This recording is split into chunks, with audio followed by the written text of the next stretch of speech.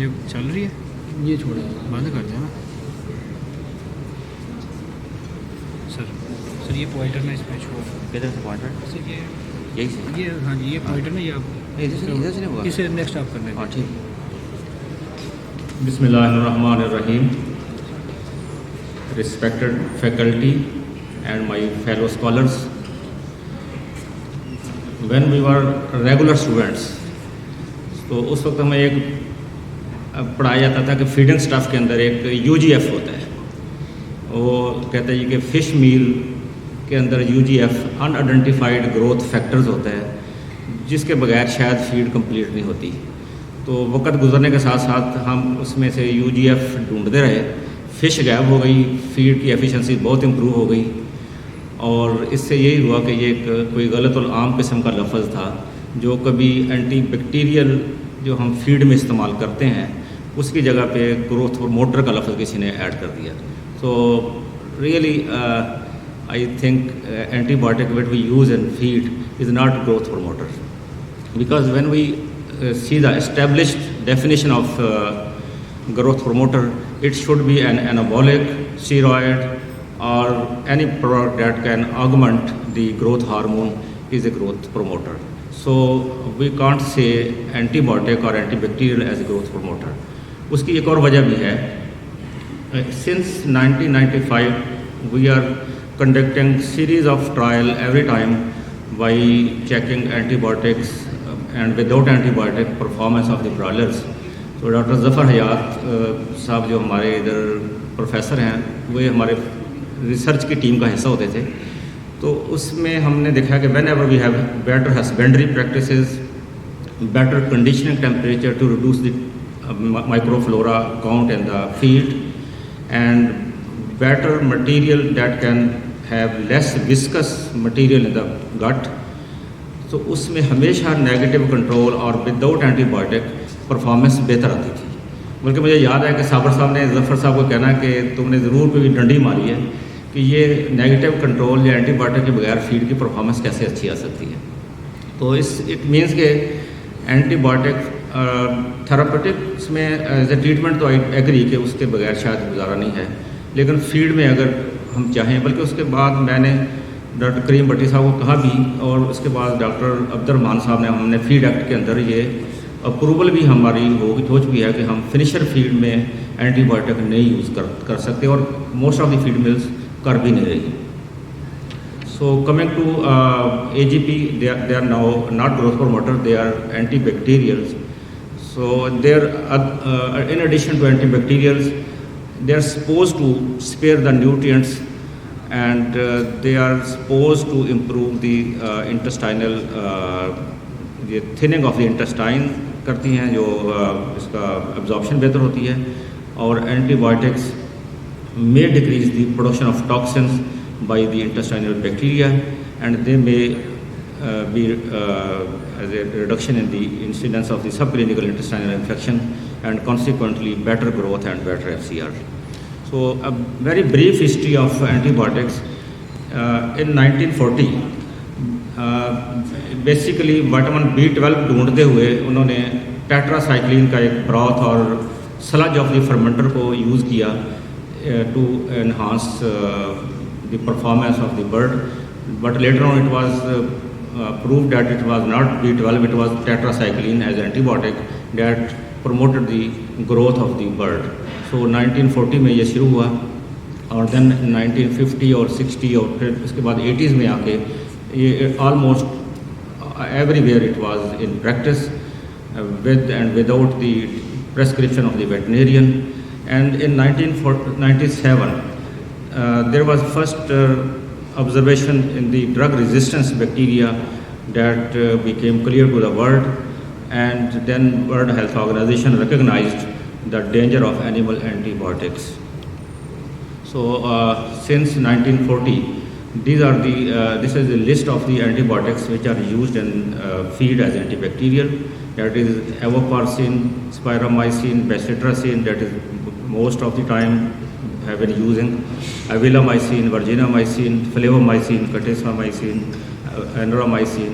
So these are all antibiotics. You can see mostly gram positive targeting antibiotics, and they are targeting Clostridial perfringens, that is the main cause of enteritis in the gut health of the bird.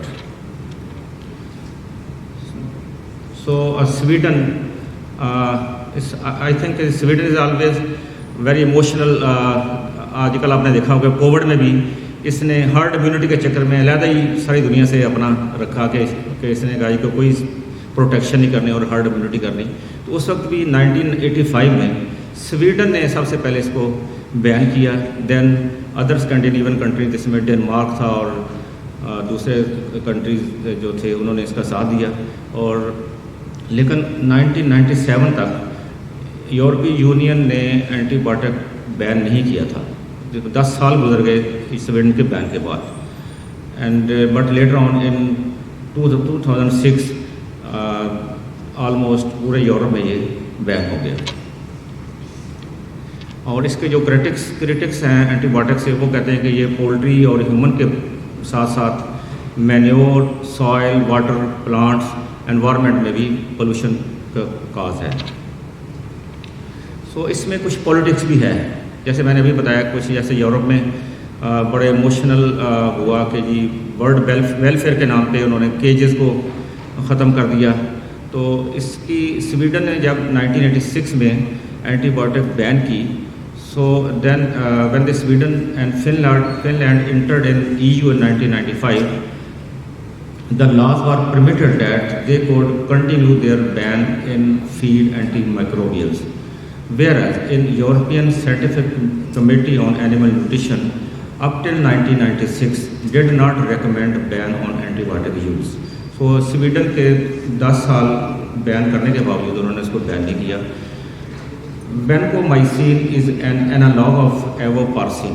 एवोपार्सिन antibiotic जो poultry में इस्तेमाल हो रही थी और vancomycin जो human में इस्तेमाल होती थी, they are analogue and that is glycopeptide. So उसमें जो VRE है इसका वेनकोमाइसिन रेजिस्टेंट एंटेरोकोकई, उसकी रेजिस्टेंस को इसके साथ कोरिलेट किया गया और उस यही वजह बनी इसके बैन करने की फीड के अंदर। और ये इसके बाद और एंटीबायोटिक जैसे डेनिश के अंदर भी कुछ हुआ। लेकिन ये इंटरेस्टिंग ये हुआ कि जब VRE रिपोर्ट हुआ यूरोप के अंदर, उससे कहीं ज़्यादा ये रेजिस्टेंस अमेरिका में मौजूद थी और अमेरिका में कभी भी एवोपार्सिन यूज़ ही नहीं हुआ था। तो ये भी एक चीज़ सामने आई कि ये इसके साथ कोरिलेशन जो किया शायद वो ठीक भी नहीं था। और उसके बाद एक और काम हुआ कि एक रिपोर्ट पब्लिश हुई 2010 में, जिसमें 47% चिकन जो थे वो उसमें से आइसोलेट किया गया एक बैक्टीरिया जो रेजिस्टेंट था वेनकोमाइसिन के साथ, उस इलाके में जहाँ 15 साल से ये एंटीबायोटिक यूज़ ही नहीं हो रहा था। तो इससे ये थोड़ा फैक्टर निकलता है कि कुछ इसमें पॉलिटिक्स भी थी। लेकिन एनी हो, जो भी डिसीजन होगा हमें उसके लिए तैयारी तो करनी है।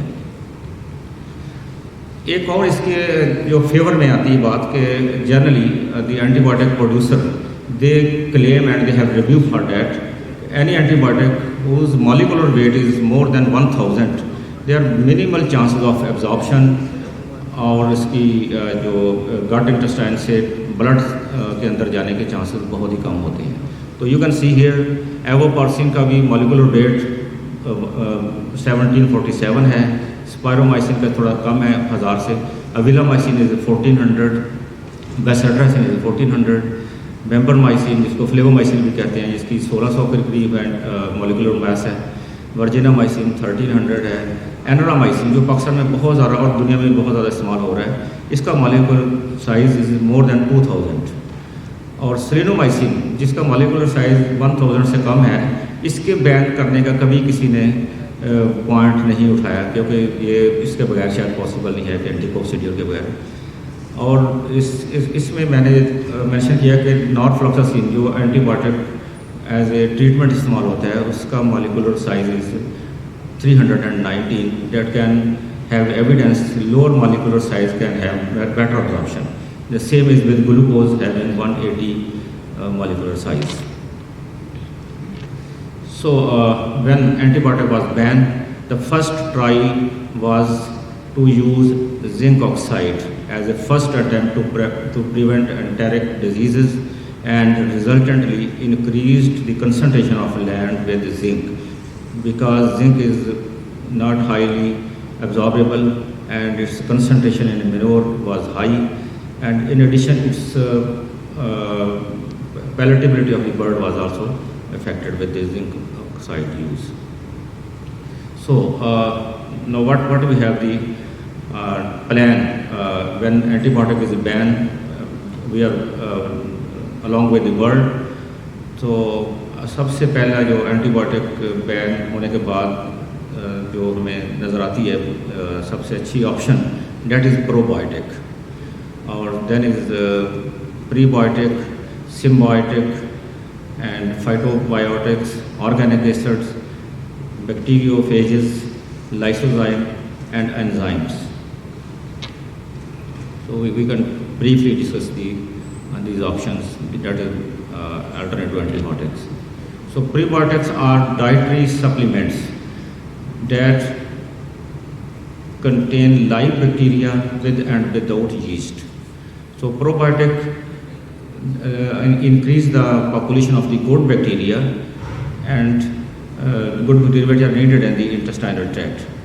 And how they can work is they can act on receptors on the surface of the intestinal epithelial cells and binding sites on the mucus, extracellular matrix, food particles or other sites in the GI tract. And consequently, with the use of probiotics, we can get improved growth, feed efficiency, intestinal health, and stimulate the immune responses of the bird.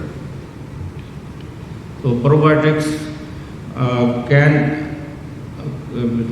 produce in the GI tract different chemicals, including organic acids, alcohols and hydrogen peroxide within a physical range, ammonia, lipoic acid, pseudophenols and diacetyl, and bacteria is thought to contribute antimicrobial activity. So probiotics are also engaged in the immune enhancement. They can increase the macrophages number, they can increase the phagocytic activity, and increasing the production of the cytokines which are involved in modulation of the both specific and non-specific immune responses, and enhancing the specific, local and systemic IgA responses. So these are the different probiotics which are being used. The most common is the Bacillus subtilis and Bacillus licheniformis. The characteristics of this probiotic is that they are spore forming and they can tolerate by high temperature and can be used in pelleting.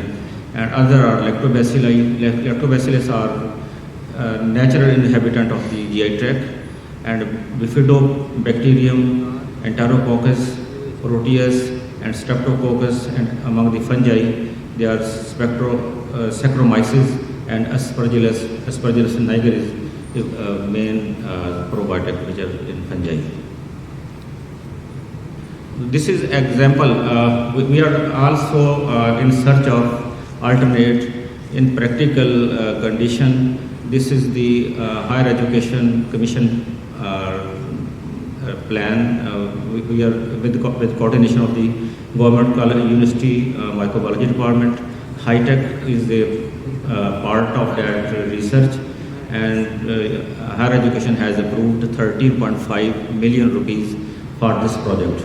And for this project we are working to produce probiotic as a supplement for poultry feed, and Bacillus licheniformis is our focus organism. Then is in prebiotic. Prebiotic basically is a substance that is the food of probiotics. So feed any material that can enhance the production of the probiotic that are naturally in the gut health, gut flora, or we can use in the feed as a probiotic. So prebiotics are the food for that organism.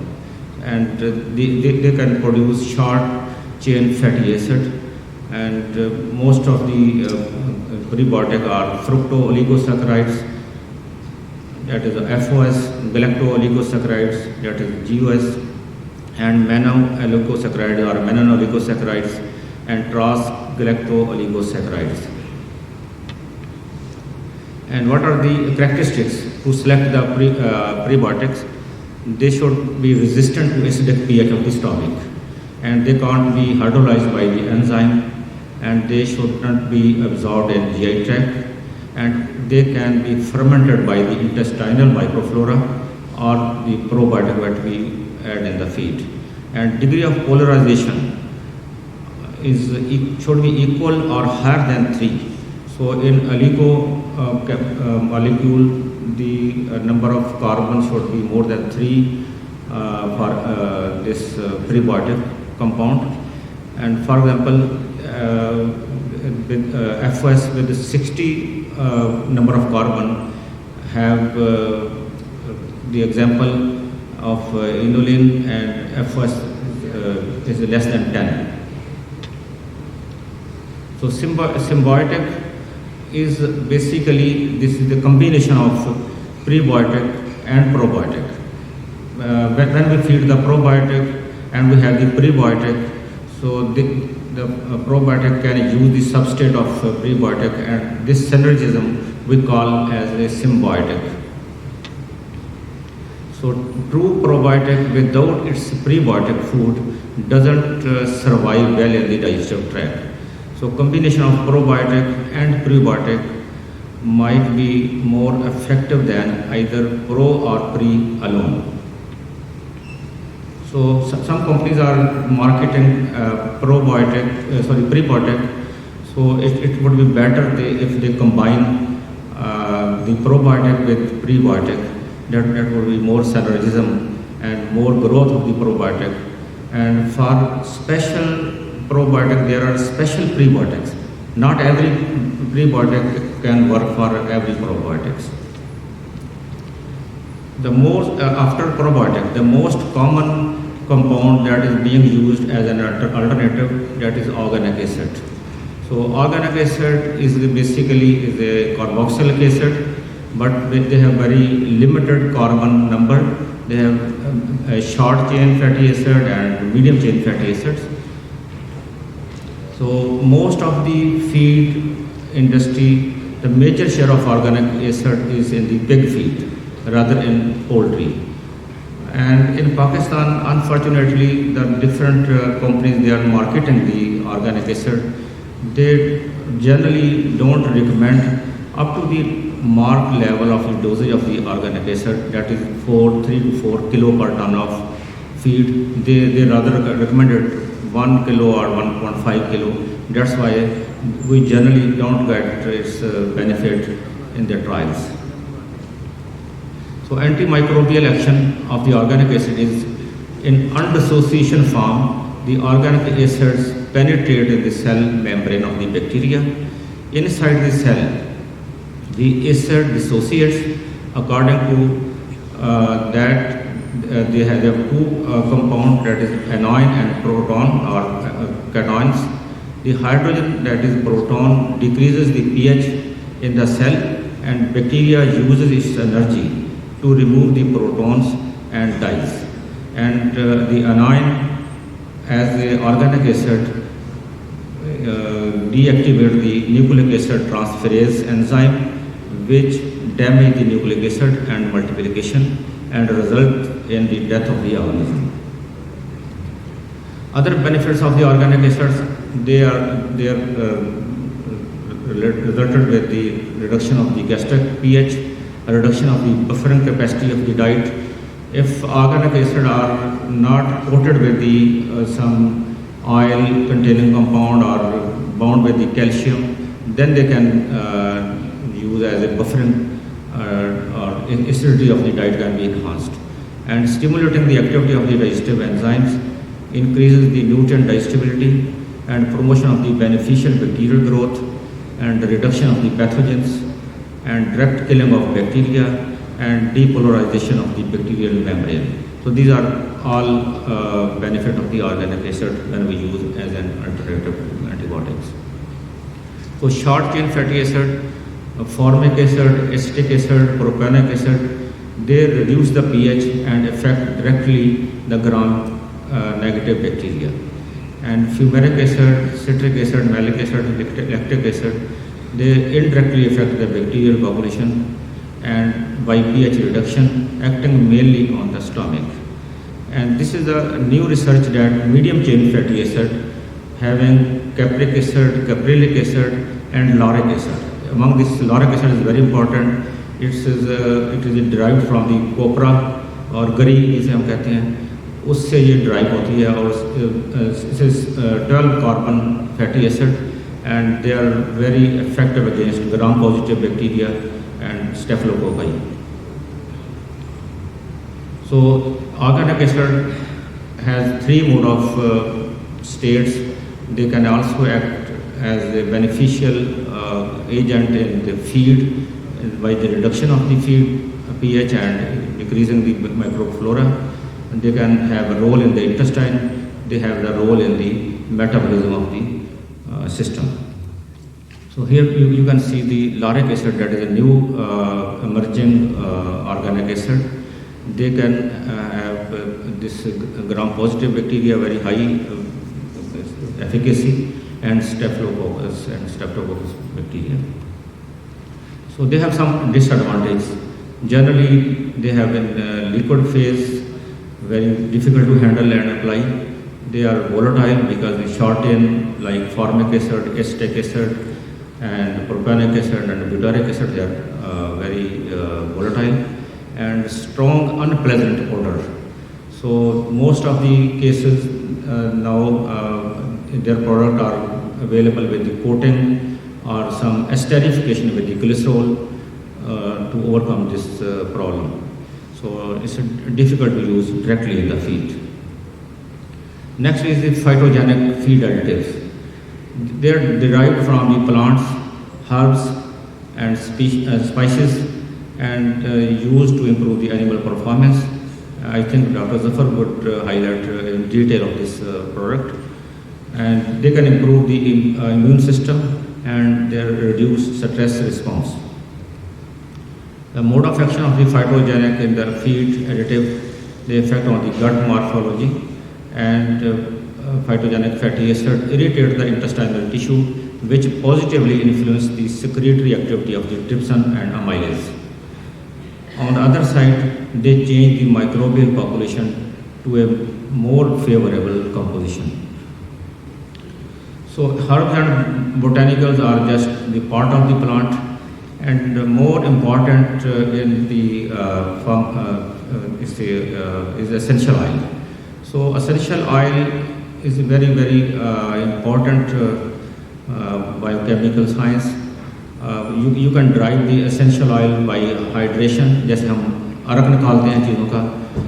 Second is with the solvents like acetone, benzene, ethanol, hexane. So in both conditions we apply the temperature, and most of the essential oils are very short in size and they can tolerate the temperature. So best option that is available in the world is liquid carbon dioxide oil extraction. But it's a carbon dioxide is a unique gas that can be available only in solid form, that is in dry ice you can say, and in gas form. In liquid phase, to convert it into liquid, we have to apply very high pressure, like 1000 to 1500 psi.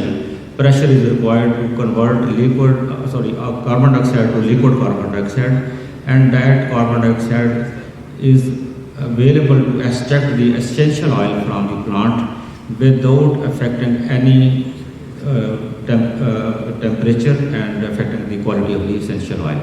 So I think any future equipment then that poultry or nutritional department can search for that is how to extract the oils with liquid carbon dioxide should be the next project, I think. And other oleoresins that are derived from the spices. So phytogenic activities, they are considered more wide spectrum and no resistance and safe as compared to antibiotics. Next is the bacteriophages. That is not a new science. Bacteriophages use was older than the antibiotic use, and they are viruses that in fact kill the bacteria, and bacteriophages control the pathogens of the gastrointestinal tract and protect of the E. coli and Salmonella infections in the chicken. And limitation of the bacteriophages, that they are specific and concerning the regulatory acceptance is also required for that, and practical rules of administration is also very important for bacteriophages. So next is the lysozyme. Lysozyme basically is the catalyst that used in the hydrolysis of the glycolipid of the bacteria. So that can hydrolyze the bacterial cell wall and kills the bacteria. And this is a very old technique, have been using in the bacteriolysis in the cheese manufacturing most of the time, but now it's also used in poultry as a hydrolyzing agent in the bacterial cell wall. They can be derived from the egg white. So in Pakistan, most of the hatcheries, they have a lot of clear eggs available, and clear egg white we can use to derive this lysozyme, very, very important compound, and the bacterial fermentation can also be used to formulate this lysozyme compound. So this is how glycolipids can be hydrolyzed with the lysozyme enzyme. No, next is the very important challenge for institution. For example, antibiotic is banned, and how one can check antibiotic is being used in feed or not. So for that, I think institution should be prepared, should be enough in an analytical side that can check the in very, very minute ppm or ppb level of the antibiotic residue in the meat or any product of the chicken. So for that, microbiological inhibition technique that I think is also being used already, but should be more efficient. We should be ready to analytical side prior to ban this antibiotic. And high voltage electrophoresis is also a technique, and then thin layer chromatography is no doubt is a very old technique, but should be used to analyze the traces of the antibiotics in the feed material, food products.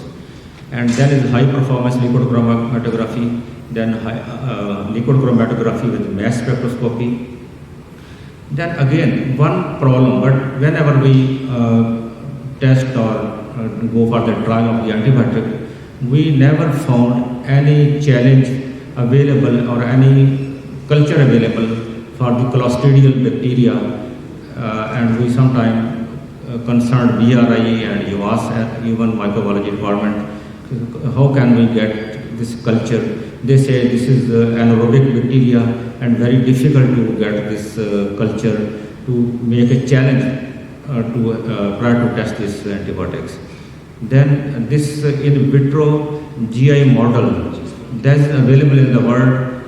They can check antibiotic effect or without antibiotic in the presence of the bacteria. They are both for stomach, small intestine and large intestine. So this is all about my presentation and the question regarding the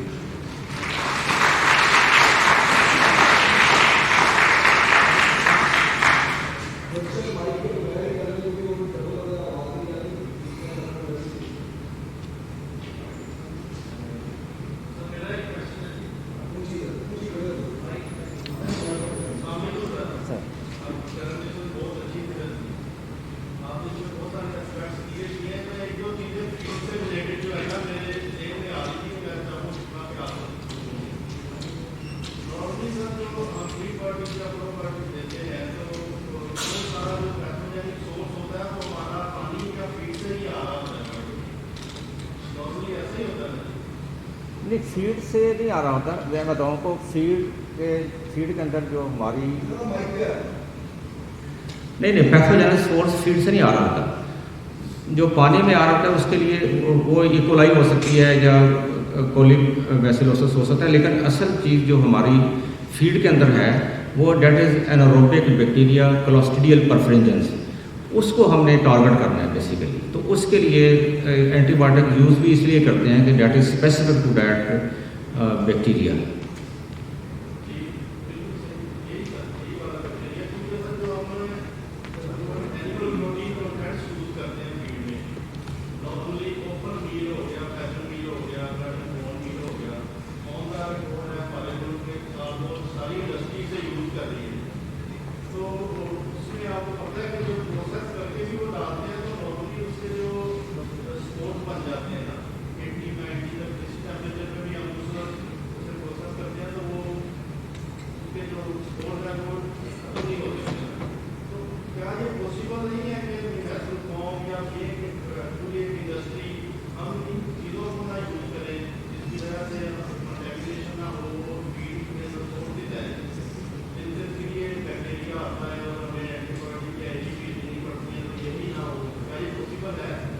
अच्छा, मैं बताऊँ कि ये जो spore या जितने भी आप फिश मील को चेक कराएं या एनिमल जो पोल्ट्री बायो प्रोडक्ट को कराएंगे, इसके अंदर बैक्टीरियल काउंट नहीं होते। इसके अंदर जो मेजर प्रॉब्लम है डेट इज़ हिस्टामीन्स। वो ऐसी टॉक्सिन बनाते हैं जो प्रोसेस से